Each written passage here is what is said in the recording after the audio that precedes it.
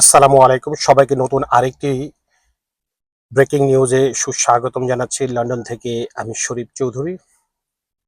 আপনারা ইতিমধ্যে দেখেছেন 1 মিনিট 60 সেকেন্ডের একটি ভিডিও ভাইরাল হয়েছে, যেখানে দেখাচ্ছে যে একজন বৈষম্য বিরোধী ছাত্র আন্দোলনের সহ সমন্বয়ক পরিচয় দিয়ে বাসের হেল্পারকে মারছে এবং খুব বাজে ব্যবহার করছে। এই ভিডিওটি যখন সামাজিক যোগাযোগ মাধ্যমে ভাইরাল হয়ে যায়, তখন সবাই কম বেশি এই বৈষম্য বিরোধী ছাত্র আন্দোলনের সকল পর্যায়ে নেতাকর্মীদের প্রতি একটু খারাপভাবে দেখার সুযোগ তৈরি হয়ে যায়। কারণ এই বৈষম্য বিরোধী ছাত্র আন্দোলনের একটি ঐতিহাসিক ভূমিকা এই পট পরিবর্তনে যে রয়েছে, তারপরে এই ধরনের আচরণ আসলে কারো কাছে কাম্য ছিল না। দুঃখজনক হলেও সত্য, থলের বিড়াল বের হয়ে আসতে খুব বেশি সময় লাগেনি।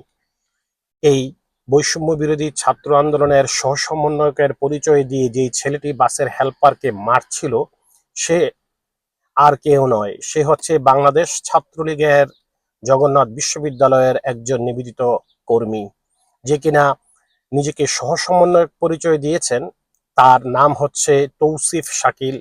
18-19 সেশনের রসায়ন বিভাগের ছাত্র জগন্নাথ বিশ্ববিদ্যালয়ের, এবং বিশ্ববিদ্যালয়ের প্রত্যেকটি প্রান্তে সবাই তাকে ভালো করে চিনে একজন ছাত্রলীগের নিবেদিত কর্মী হিসেবে।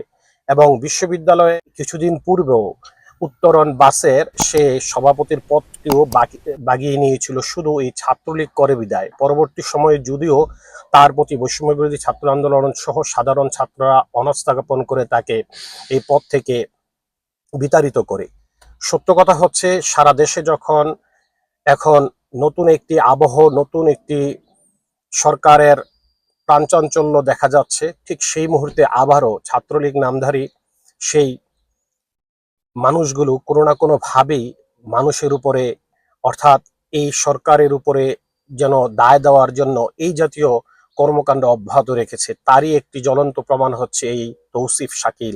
এই মুহূর্তে বৈষম্য বিরোধী ছাত্র আন্দোলনের নিবেদিত নেতা কর্মীদের গায়ে কালিমা লেপনের জন্য কত বড় দুঃসাহস করেছে, জাস্ট একটু চিন্তা করেন। আগামী দিনগুলিতে বাংলাদেশের সাধারণ মানুষ এবং বৈষম্য বিরোধী ছাত্র আন্দোলনের সমন্বয়ক সহ নেতৃবৃন্দরা অবশ্যই এ ব্যাপারে সচেতন থাকতে হবে।